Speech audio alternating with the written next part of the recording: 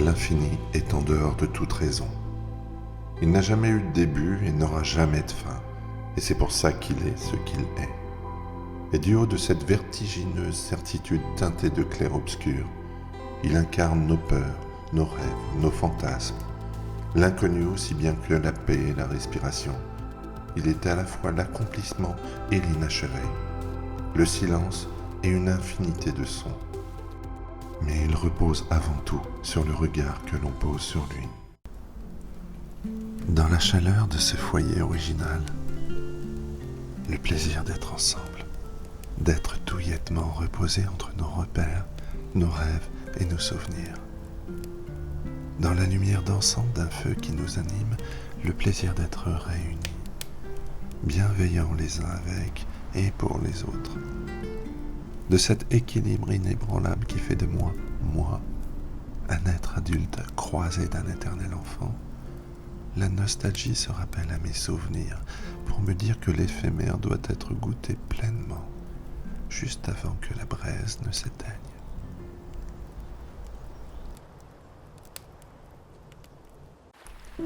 Il vise la lumière tant qu'il veut l'être, tant qu'il s'y brûle. Il est le garant de ce que ses ancêtres lui ont laissé, mais son rôle a évolué. Il est le sien propre, irrémédiable. Il est l'homme qui n'a jamais assez et qui aime à se reposer là où la paix l'invite. Il a tant de certitude qu'avec le temps, il ne se souvient d'aucune. Il a peur de ce qu'il ressent et court après une idée dont il a oublié les contours. Il a la force de ses faiblesses. Il a en lui toute l'humanité du monde qu'il sait transcender quand il s'abandonne. Il est simplement homme. Il est lui. Notre île est un peu plus loin que tu ne saurais l'imaginer. Parce que c'est la tienne. Parce que c'est la nôtre. Notre attachement est si fort que pour ne pas s'embraser, pour ne pas se consumer, nous l'avons creusé dans la glace d'un glacier errant. Nous n'avons pas peur de nous laisser aller aux quatre vents, de nous laisser aller à nos émotions, car nous vivons, nous sommes. Et parce qu'où que nous soyons, nous sommes en amour. Donner, partager est notre seul et principal moyen de communiquer. Nous nous emplissons de ces abandons, de ces dons. Nous vivons de nos larmes, nous vivons de nos baisers, de nos sourires, de nos émotions. Et nous sourions autant qu'il ne se joue plus de nous, mais avec nous. Je donne mon cœur en confiance à qui sait le remplir, sans aucun regret, jamais. Notre vie n'est alors qu'à l'essence même de ce qu'elle est. Vibration. J'ai mis tant de temps à m'accepter, à rassembler tous mes membres pour ne faire qu'un avec moi-même, uni à mon image. Tellement de temps pour faire sa connaissance, pour le maîtriser, à jouer avec, à oser le partager avec, à comprendre qu'il était à la fois une arme, un remède, un moyen d'expression, quelquefois un objet. Je lui ai donné la main, il leur a donné les mains. Je l'ai dessiné de mes mains et mes mains. Il n'est jamais plus vivant que lorsqu'il vibre. Nous fûmes en désaccord quelquefois, mais l'électricité qu'il me parcourt si souvent, pour tant de raisons différentes, nous a réunis, nous a associés le temps de cette vie. Tu es sage, mon ami. Tu vois par-delà la chair. Tu ressens l'essence même des mots, l'essence même des mots. Tu sais t'abandonner au monde pour mieux le recevoir, l'accepter. Tu habites l'espace, tu habites le temps. Tu te reconnais dans l'infini, dans son éternité. Tous les éléments sont dans ta nature et la nature dans tes sensations, tes perceptions, dans ta vérité, la vérité. Tu es ce mage qui parcourt les vies dans la caresse d'un souffle. Le pouvoir n'est pas donné à n'importe qui et humblement tu soignes les âmes, récoltant juste leurs belles pensées à ton égard pour te conforter et les adversités pour te renforcer. Tu as conscience de l'autre. Tu es conscience tout court. Seul, face à ce soleil couchant, il est droit et fier. Est-il le seul rescapé d'une ancienne civilisation ou est-il la seule partie immergée de son vaste monde? Il vise un avenir incertain, mais il reste là, campé. Il garde espoir contre les courants, les vents et marées. Il sait que sans objectif, il ne serait plus. À contre-courant, il avance et tient. Le temps aura la clémence de lui donner raison à terme. Son obstination, ses convictions le guident et l'installent dans sa position, et peu importe le reste. Il a la pleine conscience que ses racines seront suffisamment profondes pour le maintenir hors des eaux, hors des voies de perdition. Ô bel esprit, ô grand esprit qui m'habite, pourquoi dans ta magnificence tu me réduis si souvent à la raison? Seulement à elle. Tu veux tellement tout contrôler, tout comprendre sans même laisser la place à l'intuition. Ta raison est si absolue qu'elle finit par vivre en autarcie, sans accorder aucune place à la raison des autres. Mais rassure-toi, mon esprit, mon maître, malgré tes aspects binaires, dans ta logique implacable qui cherche toutes les voies de l'assurance, je te remercie d'avoir su si souvent résoudre moult problèmes. Tu m'as fait paraître intelligent, quelquefois même intellectuel. Tu as su créer tant de choses fabuleuses, anticiper des problèmes imprévus, voir plus loin, par-delà toutes les probabilités. J'ai tellement entendu parler de toi, et n'ai pas eu toujours les yeux suffisamment vifs, le cœur suffisamment ouvert, et suffisamment de courage pour te voir, te saisir et t'accepter. Mais depuis, je te cherche chaque instant dans les signes infimes de la vie. Je te ressens plus que je ne te vois. Tu es en apesanteur dans l'air et tu me croises là où je ne t'attendais pas. Comme une trace sur le sable, découverte par les vagues, tu me laisses un message que mon esprit ne sait pas toujours décrypter. Et je reste optimiste et confiant, me laisse guider inconsciemment par toi, par ta présence invisible. Tu es ma providence. Un jour, dans un élan, je saurai t'attraper. Je me laisserai aller à toi, dans la démarche d'une ombre, dans l'éclat d'un reflet, dans le souffle d'une inspiration.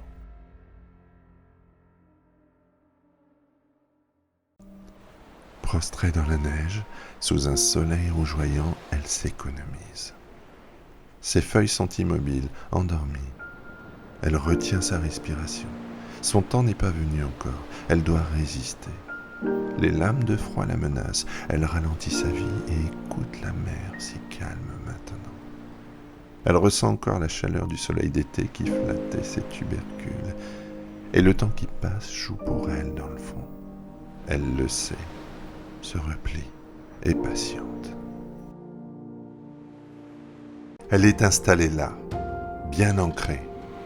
Le temps n'a aucune prise sur elle, l'espace non plus. Bien au contraire, ils sont ses alliés. Elle a su s'adapter, apprendre et dompter les éléments. Elle s'est affirmée au monde sans écraser les autres, mais en les ralliant à sa cause. Elle est le yin et le yang, elle est le blanc, le noir et toutes les nuances qui les séparent. Elle est l'eau qui coule dans la terre et le vin qui coule dans notre sang. Elle est un tout, que toi et moi, nous pouvons être. Je vois en toi comme en moi-même. Justement, je vois au-delà des apparences. En es-tu certain? J'analyse la situation du haut de ma position. Est-ce suffisant ou dois-je me rapprocher d'elle ou bien même m'éloigner? Je vois ton âme au travers de tes yeux. Ou est-ce le reflet de la mienne? Et j'affirme que, dans le fond, je ne sais pas tant de choses que ça. Je me laisse troubler par la beauté, comme je sais l'apprécier. Est-ce si mal? Je me vois gesticuler, je me vois aussi poser ma main sur ton épaule. Et tu me souris.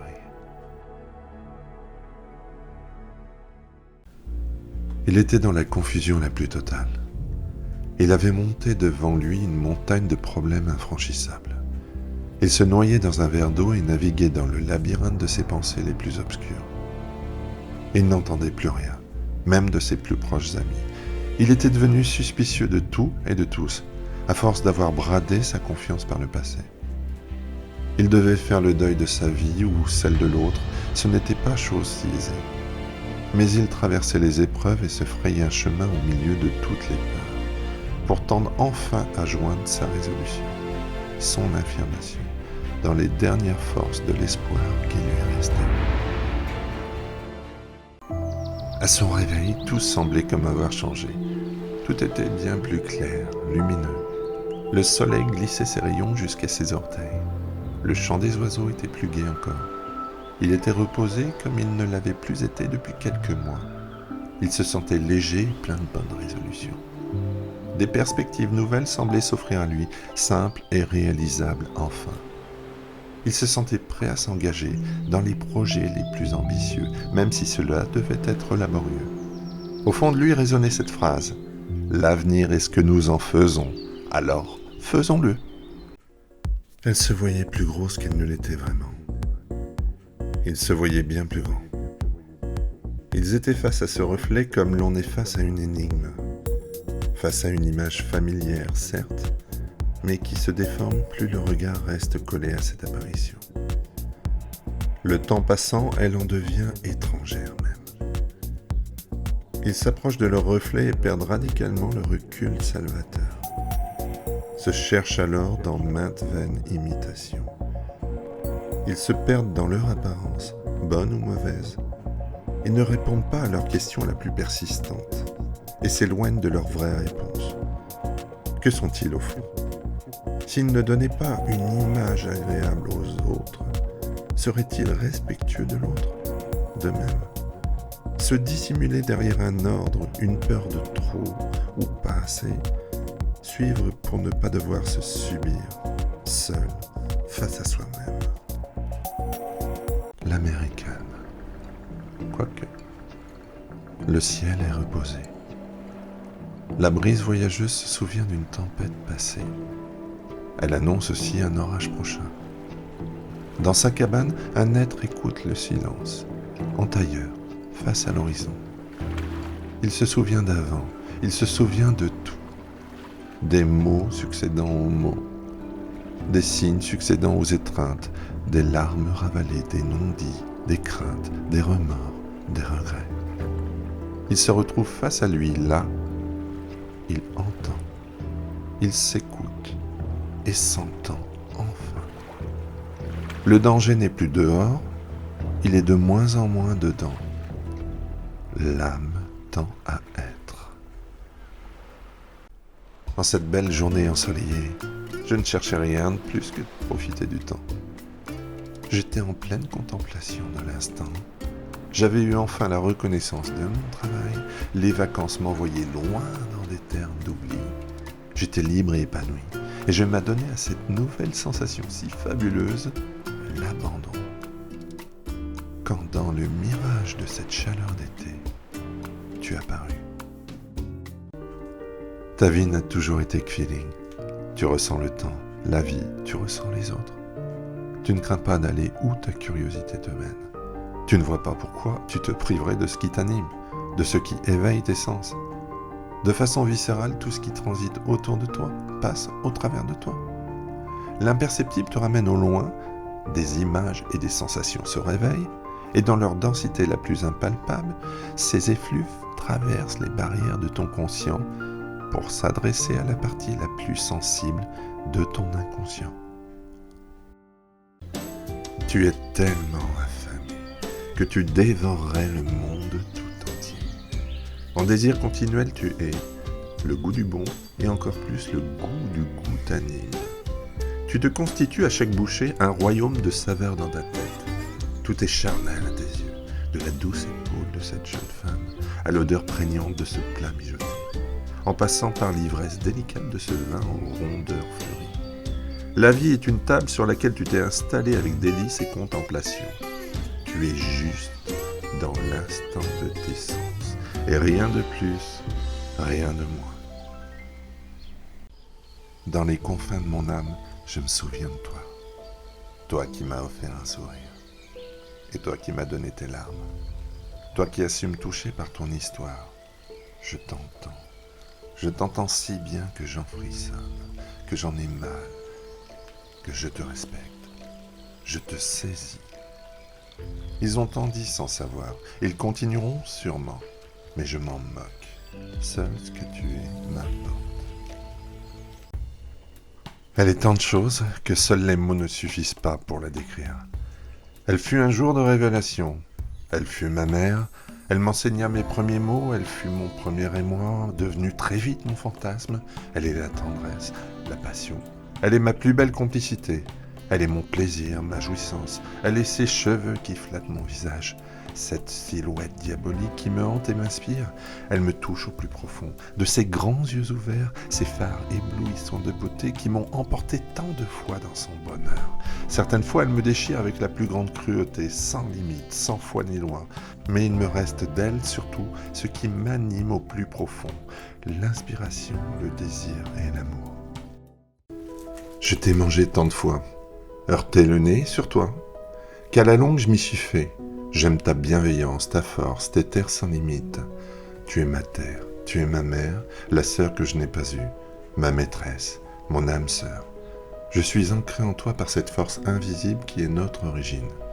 Magnétique, tu me maintiens près de toi, et ce que je ne vois pas n'existe pas. Et si je juge par moi-même, c'est juste parce que je juge par ceux que je connais, par cet esprit cartésien qui me rassure. Pourquoi chercher plus loin alors que l'on a tout ici? L'herbe plus verte est là, partout sur toi. Et le jour où tu me rappelleras à toi, je reviendrai dans tes bras originels, dans la paix. Ce jour-là, je ne sais pas si je regardais le soleil ou la lune. Ce jour-là, je ne me souviens pas vraiment de ce qui s'est passé. Comme une absence. Comme un moment où tout s'est mis en suspension. Les réalités, ma réalité n'était plus juste. Je ne croyais plus en rien. J'étais ailleurs. Puis, ils se sont croisés et mon esprit s'est réinitialisé. Et ma perception des choses a complètement changé. Je ne sais même plus si j'étais dans le trouble ou si au contraire je voyais clair enfin. Les choses évidentes ne me semblaient plus aussi évidentes, mais différentes. Les faux semblants et les faux frères me paraissaient bien fades, sans saveur, sans intérêt. J'étais amnésique de ma vie d'avant. J'étais devenu un autre. Il était ma référence, celui qui traçait le chemin le plus juste. Il était pourtant à contre-courant, décrié tant de fois, adulé d'autres fois. Il était le clair obscur. Le phare que l'on abat par trop de lumière. Il avait suivi son inspiration pour tendre vers son idéal. Il osait, lui, faire être ce qu'il voulait, ce qu'il était. Il semblait être peut-être quelque peu insatisfait, mais cette insatisfaction était son moteur aussi. De ses mains sortaient des vies que l'on ne connaissait pas encore. De son esprit sortaient des mondes étranges et captivants. Un jour, dans une ultime envolée, il s'échappa dans un de ces mondes, et depuis, je cherche l'entrée. Avec grand-père, nous allions à la pêche. Je jetais la ligne à l'eau, et toutes les possibilités s'offraient à moi alors. Qu'un petit poisson vienne mordre à ma ligne, ou qu'un monstre marin surgisse de cette étendue d'eau. Je voulais attraper le plus gros et le plus difficile, le plus farouche, moi. Nous préparions les appâts pour négocier les plus belles prises. L'incertitude était excitante, tant l'esprit divaguait au-dessus et au-dessous de la surface. De cet invisible, la patience devenait alors la reine du jeu, pour tendre à attraper la bête, attraper un fantasme, un rêve. Le temps fait ses valises, le temps fait sa pause. Sorti de la légèreté de l'été, il habille la faune d'une belle robe rouge et dorée. Il donne un vague à l'âme délicat, nous offre la pesanteur, l'amour et nuance. Les silhouettes sont noblesse. On se souvient de nos rentrées passées, ils appréhendent leur rentrée future. Les valses des feuilles mortes déguisent tout l'espace en un décor douillet et flamboyant. Le soleil rougi arrondit délicatement les moindres arêtes qui dépassent. L'automne pose sur nous la tendre mélancolie de notre passé et les douces promesses de notre futur. J'ai su voir ta lumière dans la lumière. J'ai su dans les phares aveuglants d'un système solaire y trouver mon astre à moi. Je n'ai pas suivi forcément la vague, j'ai suivi le feu en moi qui me poussait vers toi. Et ce n'est pas le fait que les autres pensent que la réussite est une chose que pour moi ça l'est. C'est seulement la foi que j'ai en moi, la totale conscience de qui je suis, qui fait que je suis moi. Et dans cet éclairage particulier, lumière dans lumière, que j'y ai trouvé la paix.